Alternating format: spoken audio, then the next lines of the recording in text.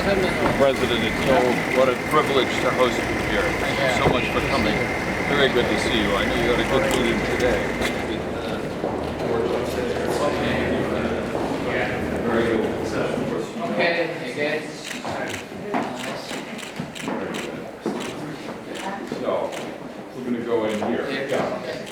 Please, I'll lead the way.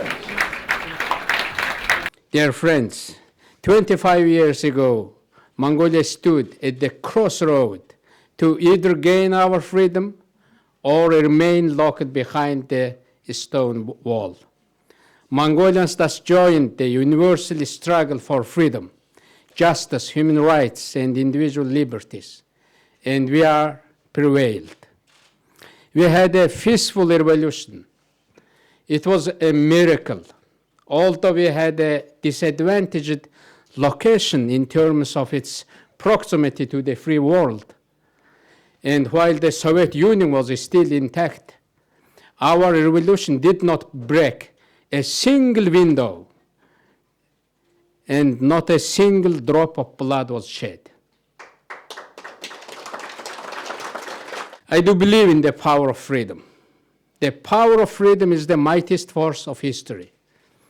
Once that power unleashes, it ultimately leads to peace and prosperity. Creative ideas come with liberty. Once you are free, your actions tend to be more thoughtful. Most regimes have failed because they did not respect their people's creativity, their genius, their rights. There are nations where people live in captivity, in a fear and in silence. I believe one day from prison camps and torture cells and from exile, the leaders of freedom will emerge. The world should stand with those oppressed people until the day their freedom finally arrives. We know that dismantling all the regimes is a great deal faster and easier than building new, flourishing democracies.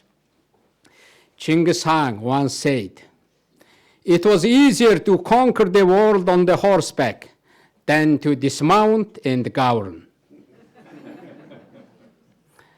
What I spoke about today proves the truth of this wisdom. True validation of democracy lies less in what we tear down and more in what we build. The first step into justice begins with the politicians. You have to demand from yourself what you demand from people. It is not a question of what citizens to do. It's a question of what politicians do. Not only new technologies emerged, but also a new generation has emerged. A new world has emerged. Then the legitimacy of governments will ultimately depend on active and informed citizens. So if governments don't work for the people, I have a single message for you: organize. I would like to welcome the President of Mongolia to this festive occasion where we had the pleasure of listening to what was in fact the first lecture on the frontiers of democracy.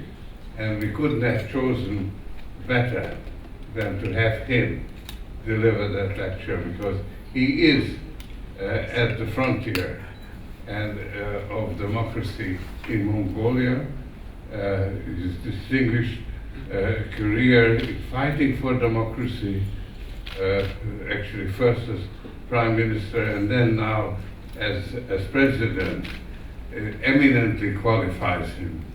And I think he gave us a really inspiring lecture.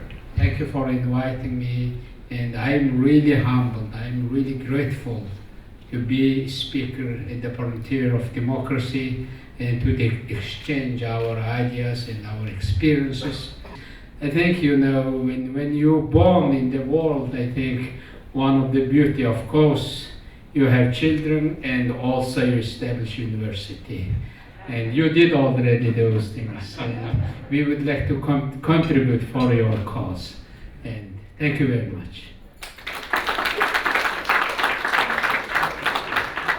Mr. President, it's a great privilege for me at this stage of the evening to express our gratitude for your visit to, I will say very specifically, to Central European University. We're all grateful for your visit to Hungary, and to do so by offering a wish, which you and I have discussed the fulfillment of, that CEU and Mongolia can have closer relations. I want to present you with a small token of our gratitude.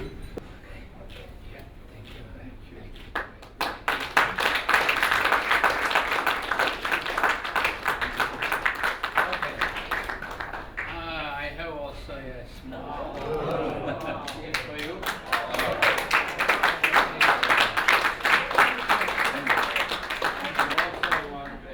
Book on Genghis Khan. Genghis Khan and the making the modern world. Thank you very much. Small Kashmir. Thank you so much. Thank you. Thank you. I hope you like it at the very Yeah, very good. from handmade. Yeah. And same thing. Yeah. And nice.